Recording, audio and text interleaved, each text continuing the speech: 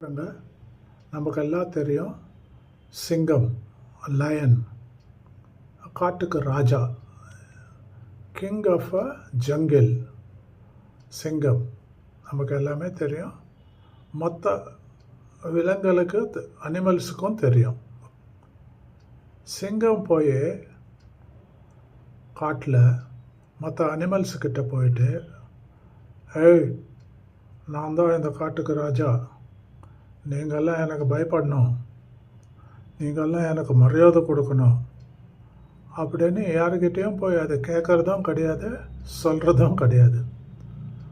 அதனோட நேச்சுரல் சுபாவம், அதனோட நேச்சுரல் நடை, அதனோட நேச்சுரல் பிஹேவியர், அதனோட கம்பீரம், அதனோட லுக்ஸு, இதெல்லாம் வச்சு தான் மற்றவங்கெல்லாம் காட்டுக்கு ராஜா சிங்கம்தா அப்படின்னு சொல்கிறாங்க, ரெக்கக்னைஸ் பண்ணுறாங்க.